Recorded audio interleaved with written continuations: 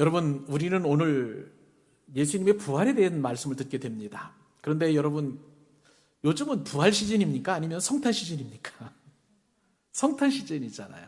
그죠? 예수님의 성탄절 12월 25일, 이제 곧 한 달도 안 남았는데요. 이 한 달여 남은 성탄 시즌에 예수님의 부활을 우리가 말씀을 상고한다. 이것은 너무나 특별하고 아주 특이한 그런 일이라고 할 수가 있겠습니다. 그들 고를 것이 제가 말씀을 준비해 보면서 언제부터 이제 마태복음은 이제 사실 복음의 시작이거든요. 신약 성경의 시작이지 않습니까? 그러면서 이제 여러분들 우리가 교회 개척하면서 제 마음 가운데 하나님 어떤 마음을 주셨냐면 교회의 시작과 더불어서 복음의 시작도 이루어져야 된다라는 그 강력한 감동을 주셔가지고 교회 개척한 이후에 이제 몇몇 말씀, 또 절기 예배나 아니면 뭐 특별한 어떤 말씀 빼놓고는 대부분 마태복음 매 주일마다 강해를 하게 되었습니다. 오늘 이 강해는요, 마태복음 148번째 강해입니다. 참 징하지요? 별로 매주일마다 다른 본문을 가지고 여러분들 설교 말씀 듣고 싶은데 이 마태복음은 아주 뿌리를 뽑으니까 여러분 나름대로 참 징하다라고 그렇게 좀 생각할 수 있을 것 같습니다. 이렇게 마태복음 강해를 148번째 하다 보니까 성탄 시즌에 이렇게 예수님의 부활을 이렇게 말씀을 상고하는 것도 참 의미 있다라는 그런 생각을 갖게 되었습니다. 근데 여러분, 오늘 설교 본문의 제목이 뭐예요? 제목이 뭡니까? 레알 예수 부활이에요. 근데 레알이라는 말은 우리 젊은이들은 잘 알고 있습니다. 그것은 진짜라는 말이에요. 참으로라는 말이에요. 영어 리얼 하면 여러분들 사실 알 텐데 실제라는 말 아니겠습니까? 사실이라는 그 말 아니겠습니까? 이것을 재미있게 불러서 레알이라고 하는데요. 이것을 신기하게도 보니까 요즘 최신 국어 사전에도 이 말이 등재가 되어 있습니다. 여하튼 오늘 설교의 핵심은 뭐냐면 예수 그리스도의 부활은 진짜다. 예수 그리스도의 부활은 사실이다 라는 것입니다. 여러분, 저와 여러분은 오늘 말씀을 최종적으로 마무리하는 그 시점에서 저와 여러분은 예수님의 부활이 실제 사건이라는 것을 인정하게 될 줄로 믿습니다. 이것이 너무나 중요한데요. 이 왜 중요한지는 우리가 계속 말씀을 들으면서 우리가 상고를 하게 될 거예요. 지금 성탄 시즌이라고 해서 여러분 생각을 해보게 되면 성탄절의 주인은 예수님 맞습니까? 우리는 그렇게 인정을 하는데 세상 사람들은 그렇지 않아요. 성탄절의 주인공인 예수님을 쏙 빼고 이 사람들은 성탄절의 주인공을 바꿔버렸어요. 그래서 어린아이들 같은 경우는 산타크로스가 성탄절의 주인공이 되었고요. 또 젊은 연인들 같은 경우에는 화이트 크리스마스가 성탄절의 주인공이 되었고요. 뭔가 좀 낭만 그리고 파티 즐길 거리를 이 성탄 시즌에 찾고 있는 것을 보게 됩니다. 성탄절이 돌아오면 모든 사람들의 마음이 들뜨죠. 연말 그리고 또 새로운 새해가 돌아온다라는 그런 마음에서 이제 들뜨게 되는데, 근데 가만히 상대적으로 이제 부활절과 관련된 성탄절을 비교해 보니까 부활절은 상대적으로 굉장히 조용한 편이에요. 세상 사람들에게는 이 예수님의 부활이 별로 관심이 없습니다. 그도 그럴 것이 크리스마스는 상업화에 성공을 했지만 부활절 같은 경우에는 기업이라든지 아니면 백화점 같은 경우에도 이 부활절과 관련된 그러한 상품이나 어떤 획기적인 아이디어가 없이 매출을 잡을 수 없는 거예요. 단지 돈 버는 사람들이 있다면 부활절에는 양계장 주인들, 그렇죠? 달걀 파는 분들만 약간의 흥행을 누릴 뿐 그 어떤 사람들도 이 부활에 대해서 관심을 가지고 있지 않습니다. 사람은 참 단순한 것 같아요. 그래서 써먹을 수 없으면 금방 흥미를 잃어버립니다. 부활은요, 세상 사람들에게 그렇게 중요한 주제가 아니에요. 그냥 기독교인들이 부활절이니까 그냥 예배를 드린다, 그런 정도 선에서만 인식하고 있다고 여겨집니다. 근데 여러분, 아니에요. 부활은 우리 그리스도인들에게 있어서 그리고 온 인류에게 있어서 가장 중요한 역사적인 사건인 줄로 믿습니다. 왜냐하면 이 부활이야말로 우리의 생명의 그리고 우리의 신앙의 기초가 되기 때문에 그래요. 여러분, 우리의 삶의 주인은 하나님이신 줄로 믿습니다.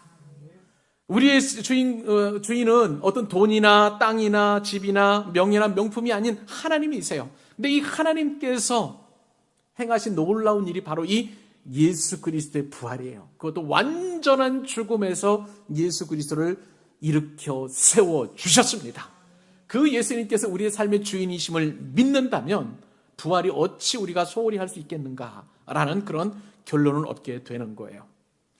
여러분, 거듭 말씀드린 것처럼 저와 여러분은 오늘 이 말씀을 통해서 부활을 확신하게 될 줄로 믿습니다. 그러나 이 확신에 앞서서 분명히 우리가 인식해야 될 것은 예수님께서는 그냥 잠깐 기절했다가 죽었다는 게 아니에요. 완벽한 죽음에 이르셨고요. 사흘 동안 장사 지낸 바 되셨다가 하나님의 능력으로 예수님은 그 죽음의 권세를 이기고 부활하셨습니다. 죽음이라는 것은요, 완벽한 절망이에요. 희망의 빛이 단 한 줄기도 비치지 않는 완벽한 어둠이자 완벽한 절망이자 절대 절망이 바로 죽음입니다. 그런데 예수님께서 이 죽음을 이기시고 부활하셨는데 그 부활하신 주님이 나의 부활도 책임져 주실 뿐만 아니라 나의 모든 절망과 슬픔과 아픔과 곤고와 그리고 이 땅에서의 모든 절망 속에서 저와 여러분을 부활시켜 주시는 것입니다. 이것이 바로 구원이에요. 저와 여러분은 오늘 말씀을 통해서 이 엄청난 부활의 사건을 경험하게 될 것입니다. 그러므로 여러분 기대감으로 말씀을 들으십시오. 내가 지금 비록 병들어 있고 절망 가운데 있고 또 힘든 가운데 있다 할지라도 예수님의 부활만 붙들기만 하면 우리는 승리할 수 있다. 완벽한 소망으로 다시 거듭날 수 있다. 완벽하게 승리할 수 있다. 그렇게 확신하는 저와 여러분 되실 수 있기를 바랍니다. 오늘 말씀을 통해서 예수 그리스도의 부활이 레알이라고 그랬는데 실제라고 그랬는데 어떤 근거로 우리가 예수님의 부활을 레알로 받아들일 수 있는가? 첫 번째 교훈은요. 예수님의 부활은 가장 약한 자에게 나타나셨다는 것이 예수님의 사건이 부활 사건이 실제라는 것을 오히려 증명해 준다라고 볼 수 있습니다. 오늘 본문에 보니까 예수님께서 돌아가신 후 안식일이 다 지나갔습니다. 여러분 아시는 것처럼 안식일은요. 금요일 날 저녁부터 그 다음에 토요일 날 오전 오후 지나서 그 다음에 토요일 날 저녁 미명까지 전까지 그렇게가 안식일이 되었습니다. 그러면 오늘 본문에 보니까 안식일이 다 지나고 그 이튿날이라고 하니까 이튿날이면 이제 일요일이 되겠죠. 우리는 주일이라고 하는 그 새벽에 예수 그리스도의 부활을 목격한 실제적인 증인이 오늘 본문 가운데 등장하고 있습니다. 그 무덤에서 예수 그리스도의 부활을 목격한 사람은 두 여인인데요. 어떤 여인인지 오늘 본문 1절 말씀을 같이 한번 읽어보도록 하십시다. 함께 읽습니다. 시작. 안식일이 다 지나고 안식 후 첫날이 되려는 새벽에 막달라 마리아와 다른 마리아가 무덤을 보려고 갔더니 아멘. 여러분 오늘 본문에 보니까 예수님의 부활 사건이 누구로부터 시작됐냐면요. 두 여인에 의해서 시작되는 것을 보게 됩니다. 오늘 본문에 등장하는 그 여인은 한 사람은 막달라 마리아이고요. 다른 한 사람은 다른 마리아인데 복음서 다른 복음서에 보니까 그 다른 마리아는 야고보와 요셉의 어머니 마리아다. 그렇게 기록되어 있고요. 이 두 여인이 예수님께서 묻혀 계신 무덤에 등장하면서부터 부활 사건이 시작이 되는 것을 보게 됩니다. 두 여인은 어떤 여인이었느냐? 우리가 얼마 전에 상고했던 것처럼 예수님께서 십자가에서 못 박혀 죽으시고 이제 완벽하게 이제 죽음에 이르셨죠?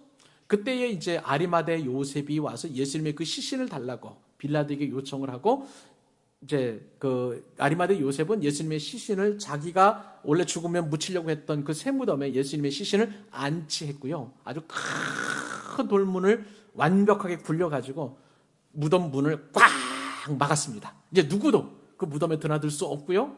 그리고 예수님의 시신을 훔쳐갈 수도 없을 뿐만 아니라 또 빌라도는 또 대제사장들과 그리고 바리새인들의 요구를 받아들여 가지고 그 무덤 앞을 지키라고 로마 병사들을 파수시키는 그런 일까지 하였으니 완벽하게 이제 예수님의 시체는 뭐 이렇게 나올 수도 없고 가져갈 수도 없는 그런 상황 가운데 놓여지게 되었습니다. 그런데도요, 여러분, 이 두 여인이 왜 예수님께서 묻혀 계신 그 무덤에 가셨을까? 좀 궁금하게 해요. 왜 갔을까?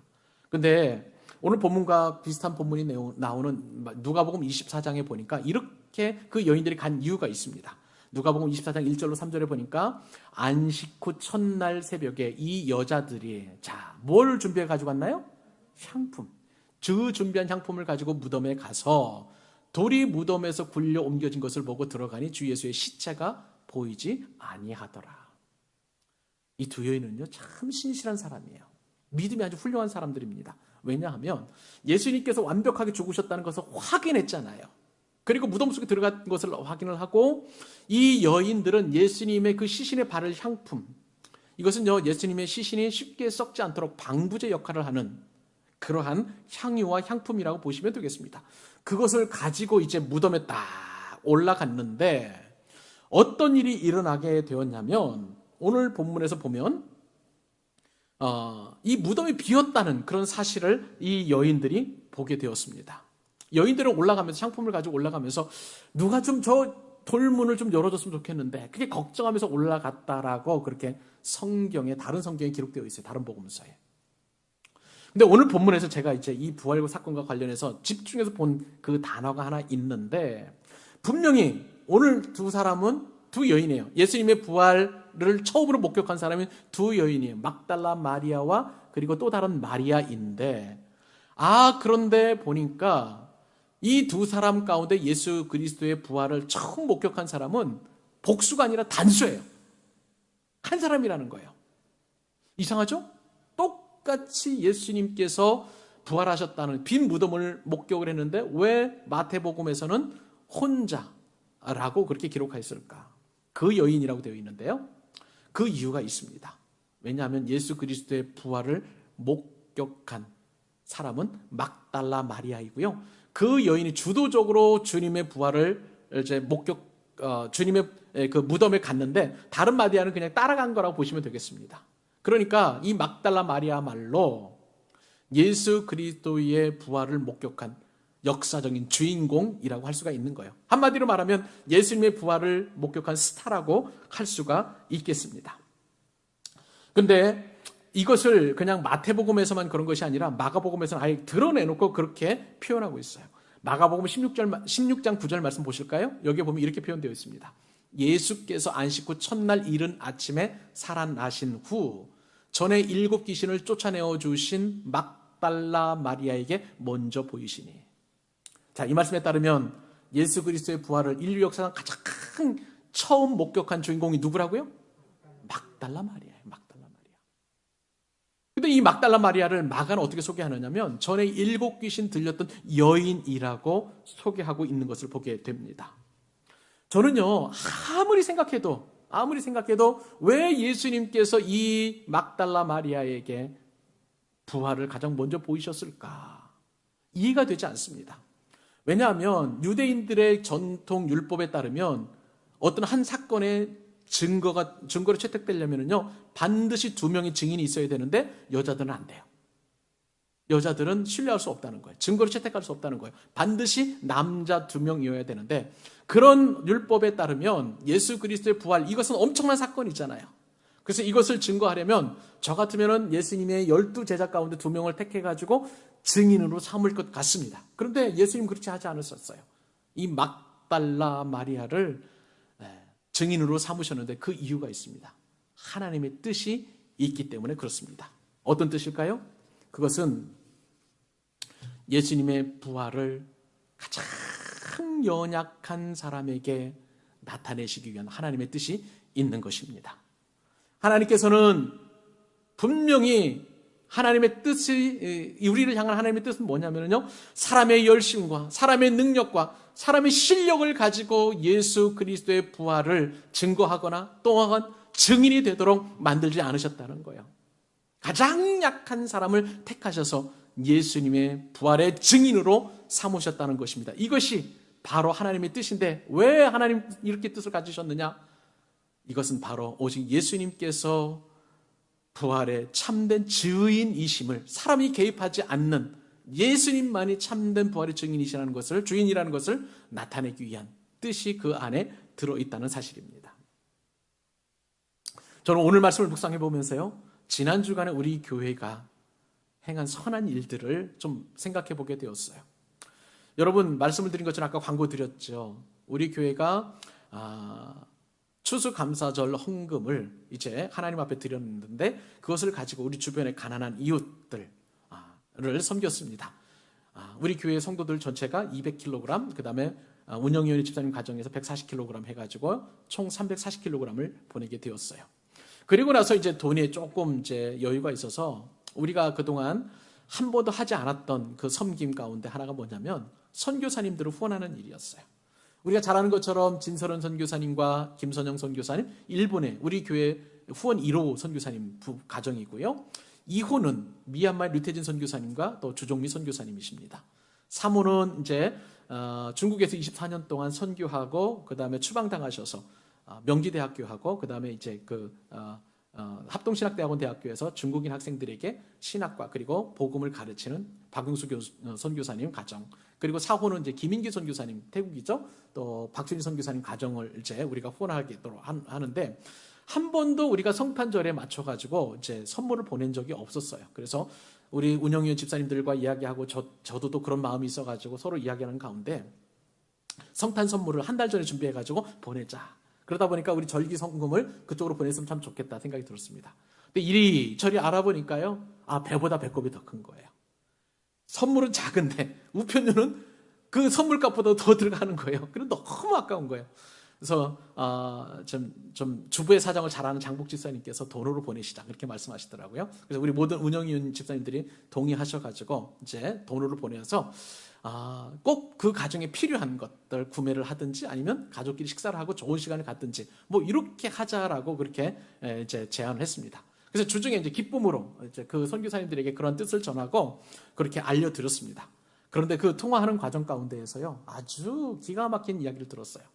박용수 선교사님 하시는 말씀이 우리 선교사님들에 대하여 사랑을 갖고 관심을 갖고 그 다음에 이렇게 사랑을 표시하는 것은 크고 큰 교회가 하는 것은 아니더라. 오히려 개척교회인 광교사랑의 교회가 이런 일을 하니까 참 은혜가 되고 고맙다. 더 큰 감동이 밀려온다. 이렇게 말씀을 하시는 거예요. 그 말을 들으니까 얼마나 제 마음이 기쁘던지요. 얼마나 제 마음이 행복하던지요. 여러분들이 그 일을 하셨습니다. 주님께 영광과 찬송을 올려드리고 여러분들을 축복하고 격려합니다. 사랑하는 여러분, 그런 것 같아요. 하나님의 일은요, 사람의 힘으로 하는 게 아닙니다. 사람의 능으로 하는 게 아닌 줄로 믿습니다. 오늘 부활하신 예수 그리스도의 첫 증인은 바로 이 가난하고 소외되고 가장 연약한 여인, 많은 사람들로부터 일곱 귀신 들렸다라고 지탄받았던 그 여인이 부활의 첫 증인이 되었다는 거예요. 사랑하는 여러분, 예수님과 관련된, 부활과 관련된 혹은 하나님의 일은 사람의 힘이나 사람의 능으로 되지 아니하고 오직 우리처럼 연약하고 하나님 앞에 붙들림 받은 사람이 그 일을 감당하게 될 줄로 믿습니다. 그러므로 우리는 결심하면 돼요. 우리가 자랑해야 될 것이 한 가지 있습니다. 우리의 능력과 우리 교회가 큰 것을 자랑하는 것이 아니라 우리의 가장 약함을 자랑하면 되면 그 연약함을 통해서 하나님께서는 일을 하시는 줄로 믿습니다. 사도 바울의 고백이 바로 이런 고백이었어요. 내가 정말 그 어떤 것도 자랑하지 않겠는데 내가 한 가지 딱 자랑할 것이 있다. 같이 읽고 우리 같이 은혜를 나누도록 하십시다. 고린도후서 11장 30절. 자, 시작. 내가 부득불 자랑할진대 내가 약한 것을 자랑하리라. 우리 광교사랑의 교회는 제가 약한 것을 자랑하고 우리 성도님들도 약한 것 자랑하고 우리 교회도 약한 것 자랑해서 오직 그리스도의 영광만 드러나고 예수 그리스도의 부활의 능력이 온 우주 가운데 인류 가운데 퍼져나갈 수 있기를 간절히 소원합니다. 자, 가장 이렇게 약한 사람이 예수 그리스도의 부활의 이제 사실이라는 것을 증거했다면 또 예수님의 부활을 증거하는 그것이 사실인 것을 나타내는 표징이 하나 있는데 그것은요, 예수님의 부활이 초자연적으로 일어났다는 사실입니다. 여러분, 예수님의 부활은요, 초자연 현상인 줄로 믿습니다. 자연 현상은 뭐예요? 사람이 죽으면 원래 하나님께서 창세기에 보면 사람을 흙으로 빚으셨잖아요. 그리고 그 코에 생기를 불어넣어 주셔서 영과 그 육이 결합되어서 이제 사람이 된 것이죠. 근데 이 죽음이라는 것은 첫 번째 죽음은 이 영과 우리 육신이 분리되는 거예요. 그게 사망이죠. 그리고 죽은 육신은 어디로 돌아갑니까? 흙으로 지어졌으니 반드시 흙으로 돌아가는 거예요. 이것이 자연 현상입니다. 근데 오늘 말씀을 보니까 이런 자연 현상을 뛰어넘는 초자연적인 현상이 예수님의 부활 사건 가운데 나타났다는 거예요. 우리 2절로 4절까지 석절 말씀 같이 한번 읽어보도록 하십시다. 자, 시작. 큰 지진이 나며 주의 천사가 하늘로부터 내려와 돌을 굴려내고 그 위에 앉았는데 그 형상이 번개 같고 그 옷은 눈같이 희건을 지키던 자들이 그를 무서워하며 떨며 죽은 사람과 같이 되었더라. 아멘. 막달라 마리아와 다른 마리아가 무덤에 가까이 갔어요. 그랬더니 갑자기 막 땅이 흔들립니다. 퉁퉁퉁퉁 하면서 막 지진이 일어난 거예요. 그러더니 무덤의 문이 열렸어요. 그리고 이어서 번개가 빵 쳤습니다. 마른 번개가 친 것이죠. 나중에 보니까 그것은 천사였던 것입니다. 주의 천사가 하늘로부터 내려와서 지진을 일으켜서 돌문을 굴려내고 그리고 번개처럼 임하고 그리고 그 굴린 돌문 위에 천사가 앉아 있는 것을 두 마리아가 보게 되었던 것입니다. 이로써 예수님께서 부활하신 그것이 사실임을, 이것이 어떤 사기도 아니고 이것도 어떤 거짓말도 아니고 분명한 두 여인이 목격한 것처럼 예수님의 부활이 초자연적인 현상으로 말미암아 사실이라는 것을 그렇게 인정하게 되었던 것입니다. 예수님의 부활은 말씀을 드린 대로 신비적인 사건이었어요. 주의 천사가 하늘로부터 내려왔어요. 근데 그 모습이 번개와 같았고요. 옷이 얼마나 하얗든지 흰 눈처럼 그렇게 환한 모습으로 두 여인의 눈에 들어오게 되었습니다. 여러분, 이 주의 천사는요, 번개와도 같고 그 다음에 흰 옷이 눈처럼 희다라는 것은요, 하나님의 임재 안에 있는 영적인 존재가 얼마나 영광스러운지 하나님의 위엄과 하나님의 능력과 하나님의 권능을 보여주는 그러한 형상이었던 것입니다. 하물며 부활하신 예수님은 얼마나 영광스러운 모습일지 우리가 가늠해 볼 수 있을 것 같습니다. 그런데 이처럼 초자연적인 현상 앞에서 그것을 감사하며 또 행복해하며 즐거워하는 사람들보다도 오히려 그것이 두려운 사람들이 있었어요. 하나님의 임재 앞에 죄인들은 설 자리가 없습니다. 그래서 그 무덤의 문을 지키고 있었던 이 로마 병사들은 이 초자연적인 현상이 너무나 무섭고 두려워가지고요, 땅바닥에 납작 엎드려가지고 발발발발 떨고 있는 그런 상황이 오늘 본문에 기록되어 있습니다. 사랑하는 여러분, 예수님의 부활은 초자연적인 현상입니다. 절대 자연 현상으로는 예수님의 부활을 우리가 이해할 수도 없는 거예요. 그런데 여러분, 이 초자연적인 예수님의 부활이 저와 여러분의 삶 가운데서 그대로 이루어진 줄로 믿습니다. 무슨 말인가요? 우리는요, 매일매일 자고 일어납니다. 성경에서는 특별히 잠을 죽음으로 표현하고요, 우리가 아침에 일어나고 깨는 것을 또한 영적으로 살아나는 것을 부활이라는 것으로 그렇게 우리가 성경에서는 묘사하고 있는 것을 보게 돼요. 그러면 여러분, 우리는 어제도 잤어요.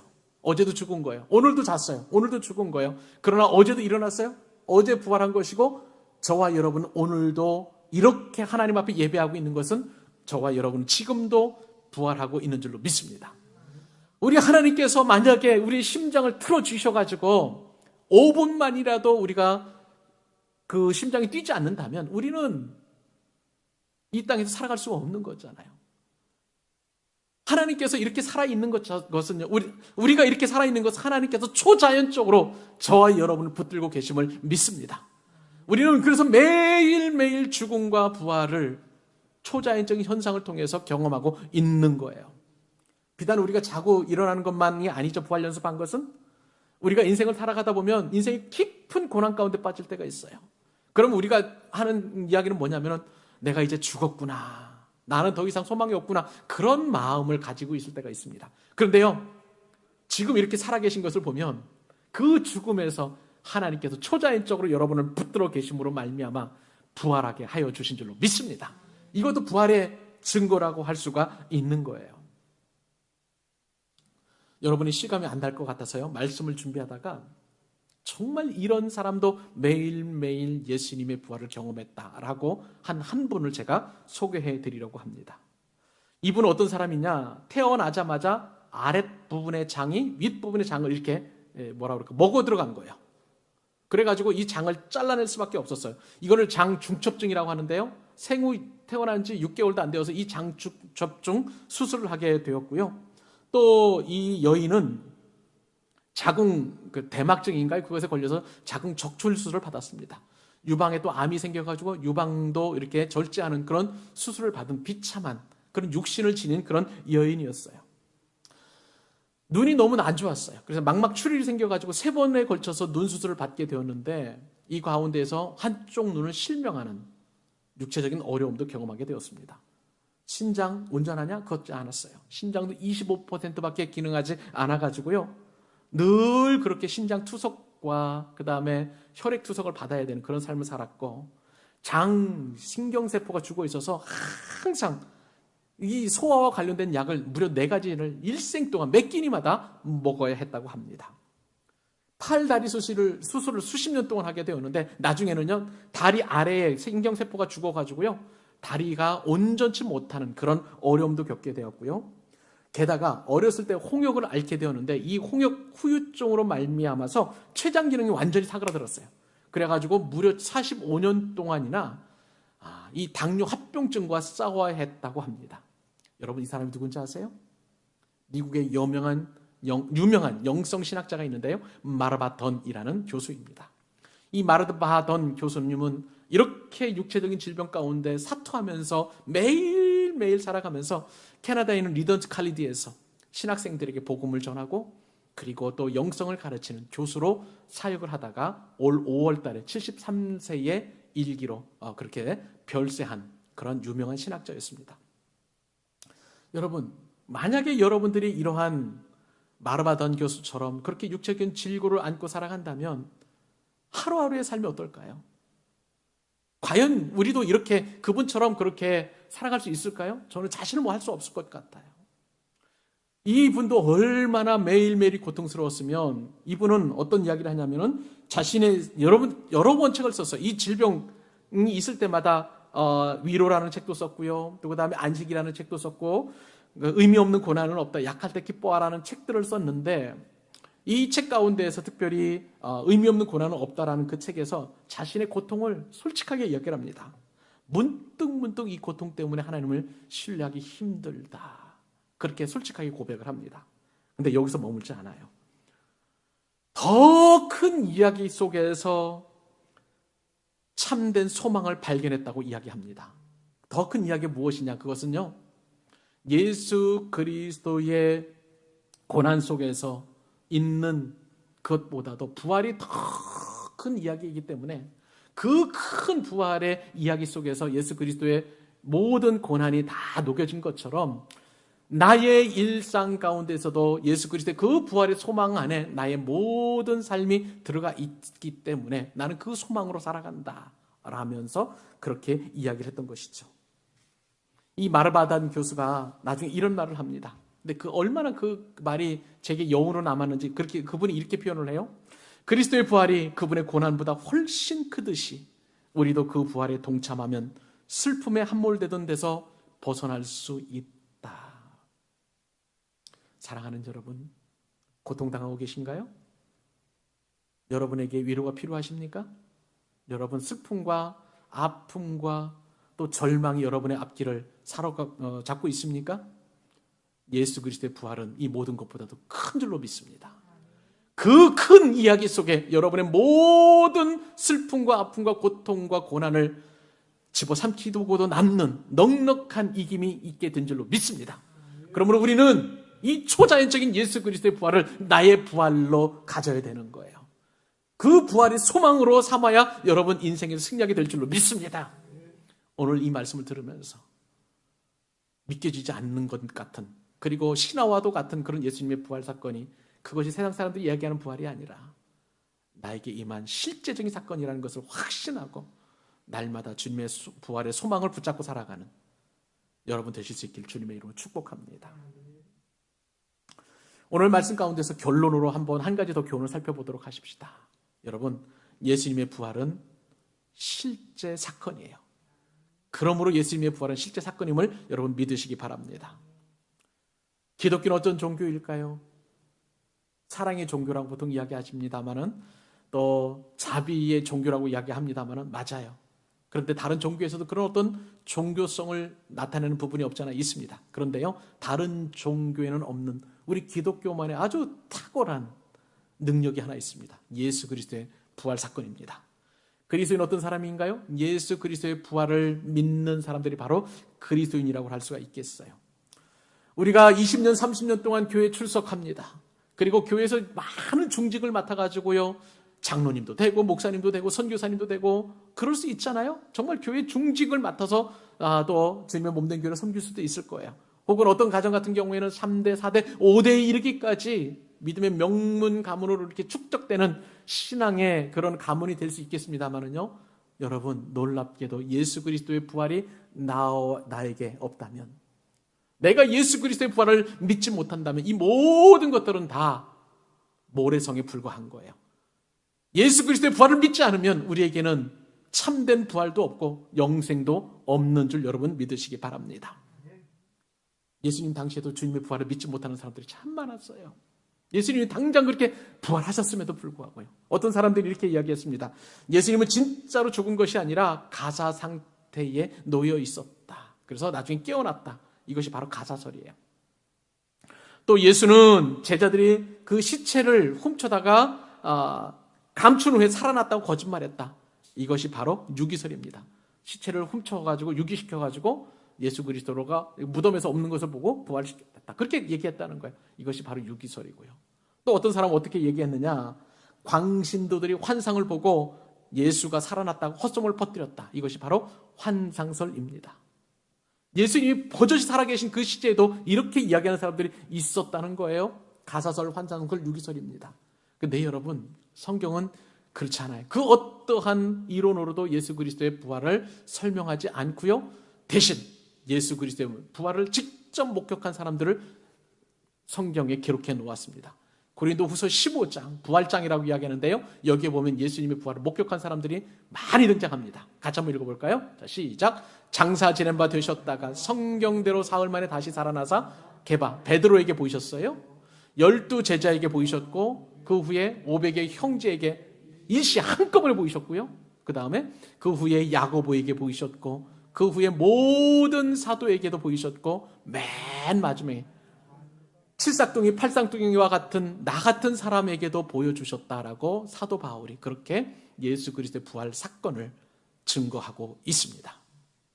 이렇게 수많은 사람들이 예수님의 부활을 증거하고 있다는 거예요. 그러므로 여러분, 이 엄청난 예수 그리스도의 부활을 직접 목격한 사람들, 만약에 예수님의 부활이 사실이 아니라면 이 모든 사람들은 다 사기꾼들이에요. 다 거짓말장이에요. 그런데 성경은 아니라고 합니다. 실제로 부활하신 예수님을 보았다고 하는 거예요.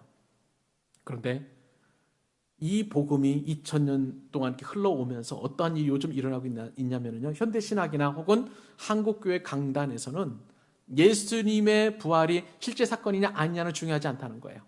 그 부활이 우리에게 주는 교훈이 중요하다라고 그렇게 이야기하고 있습니다. 변질될 복음이에요. 가짜 복음입니다. 사랑하는 여러분, 예수님의 부활은 확실한 역사적인 사건이심을 여러분 믿으시기 바랍니다. 왜냐하면 이것이 너무나 중요한 이유가 있어요. 예수님께서 실제로 살아나지 아니하였다면 우리의 모든 것이 다 헛되기 때문에 그래요. 예수님의 부활 실제로 믿는 것은요, 그 예수님의 부활 사건이 우리에게 참된 소망을 주기 때문임을 여러분 믿으시기 바랍니다. 이 세상에는 어떤 사람들이 있느냐? 죽으면 끝난다라고 이렇게 생각하는 사람들이 있어요. 이 세상에는 죽으면 끝이라는 생각을 하루하루 살아가는 사람들이 있는데 이 사람들에게는 꿈이 없어요. 희망도 없어요. 비전도 없어요. 왜냐하면 죽으면 모든 것이 다 끝이기 때문에 그렇습니다. 이런 사람들은 인생에서 조금만 어려움이 와도 쉽게 절망하거나 포기하고 좌절합니다. 그러나 여러분, 저와 여러분은 이 증인들과도 같이 예수 그리스도의 부활 사건이 실제 사건임을 믿습니다. 그렇기 때문에 우리에게는 이 땅이 전부가 아니에요. 이 땅에서의 절망이 다가 아닙니다. 그렇기 때문에 저와 여러분에게는 죽음이 끝이 아니고요, 죽음은 인생의 종점이 아니라 새로운 출발점임을 우리는 인정할 수밖에 없습니다. 죽음은 죽음으로 끝나는 것이 아니라 죽음 뒤에는 부활해서 영원한 삶이 저와 여러분을 기다리고 있음을 믿습니다. 이것이 바로 예수 그리스도를 통해서 우리에게 주시는 부활의 참된 능력이자 소망인 줄로 믿습니다. 로마 황제 가운데 이러한 그리스도인들, 특별히 부활하신 예수님을 증언하는 증인들을 혹독하게 핍박한 사람들이 있습니다. 성경 말씀 지워주시고요. 그 사람은 바로 네로 황제입니다. 네로 황제는 로마의 여러 황제들 중에서도 가장 악독하게 그렇게 그리스도인들을 핍박했던 사람들이었습니다. 네로 황제가요, 한 가지 그에게는 갈망이 있었습니다. 그것은 뭐냐면은 그리스도인들이 저 헛된 이야기를 하는 사람들이 그냥 놔둬서는 안 되기 때문에 그냥 그 사람들을 죽이는 기쁨이 있었어요. 그래가지고 큰 원형극장에 그리스도인들을 몰아넣습니다. 그리고 검투사들을 보내요. 그래가지고 그 검투사들이 칼로 목을 베고 심장을 찌르고 하는 엄청난 살육의 현장을 보고 모든 로마 시민들이 박수를 치고 환호하는 그러한 장면들을 연출을 했습니다. 또 그 원형극장에 때로는 사자들을 일주일 동안 열흘 동안 굶기고 그리고 풀어놓습니다. 그러면은 사자들은 사람들 그리스도인들을 물어가지고 죽이고 또 자기 식량으로 삼는 그런 엄청난 일도 겪게 되었습니다. 때로는 거기도 만족하지 못하고 예수 믿는 사람들을 큰 장작더미 위에 세워놓고 불을 태워가지고 예수 믿는 사람들을 화형을 시켰습니다. 그러면서 그는 어떤 생각을 했냐면 예수 믿는 사람들, 그것이 나는 예수의 부활을 모른다, 나는 예수라는 존재를 모른다라고 부인하기를 바랬었어요. 그런데 네로의 꿈은 이루어지지 않았습니다. 그렇게 핍박당하면서 그리고 박해당하는 그 그리스도인들이 하늘을 향해서 두 손을 높이 들고 찬양하면서 그렇게 칼로 죽임을 당하고 맹수에 찢김을 당하고 불태움을 당했던 것을 보게 됩니다. 그들은 왜 그랬을까요? 부활하신 예수님께서 지금 내가 죽는 이 순간에도 나와 함께 하시고 계시고 예수님이 부활하신 것처럼 나도 부활한다라는 그런 소망으로 가득 차 있었기 때문에 그 엄청난 핍박을 이기고도 남음이 있었던 것입니다. 사랑하는 여러분, 저와 여러분에게도 이러한 초대교회 성도들과 같은 예수 그리스도의 부활에 소망이 있는지 여러분 점검해 보실 수 있기를 바랍니다. 특히 우리 시대에는요, 예수 그리스도의 부활의 능력과 소망이 굉장히 충만하게 있어야 합니다. 익히 아시는 것처럼 여러분들 올해 코로나19로 인해서 얼마나 어려움을 겪으셨습니까? 그러다 보니까 사람들이 절망하고 좌절하고 낙심하고 이것도 안 되고 저것도 안 되고 그 무엇도 안 된다라는 그런 어떤 패배의식에 사로잡혀 있었던 것입니다. 그러나 이러면 이럴수록 우리 시대가 이처럼 적고 절망으로 나아가면 나아갈수록 우리에게 필요한 것은 예수 그리스도의 부활이에요. 그 부활로 말미암아 우리는 살아날 수 있다. 우리는 끝까지 승리할 수 있다. 부활하신 예수님께서 나와 함께 하심으로 말미암아 이 모든 절망과 역경과 어려움과 근심과 걱정을 이겨내고 우리는 반드시 승리할 수 있다는 그러한 소망을 불어넣어 주신 줄로 믿습니다. 그렇기 때문에 예수 그리스도의 부활 사건은요, 나에게 너무나 중요한 사건이에요. 너무나 소중한 진리예요. 여러분, 예수님의 부활 정신을 기리는 것이 아니라 저와 여러분은 예수 그리스도가 확실하게 죽음에서 부활하셨다는 그 역사적 사실 위에 우리의 믿음을 견고하게 세워가야 될 줄로 믿습니다. 말씀을 맺습니다. 기독교는 말씀을 드린 대로 예수 그리스도의 십자가 죽음과 부활 사건 그 위에 세워진 종교입니다. 그러므로 예수 그리스도의 부활이 없으면 기독교는 존재할 수 없고요. 예수님의 부활이 없으면 우리는 영생을 소망할 수도 없는 거예요. 기독교는 교훈 위에 세워진 것이 아니라 예수님의 부활 위에 세워진 줄로 믿습니다. 그럼에도 불구하고 우리가 예수님의 부활을 확신하지 못한다? 우리에게 다가오는 것은 너무나 허망한 뿐이에요. 사도 바울은 그것을 지적을 했습니다. 우리 같이 이 말씀 읽고 우리가 믿음의 헛된 것을 바라보지 아니하고 참된 부활의 증인되며 그 부활의 능력으로 승리하기를 소망하는 저와 여러분 되실 수 있기를 바랍니다. 고린도전서 15장 17절 같이 한번 읽겠습니다. 자, 시작. 그리스도께서 다시 살아나신 일이 없으면 너희의 믿음도 헛되고 너희가 여전히 죄 가운데 있을 것이요. 아멘. 부활의 주님을 만나셨으니 이 부활의 주님과 함께 끝까지 승리하는 우리 주님의 백성들 될 수 있기를 예수 그리스도의 이름으로 축복합니다.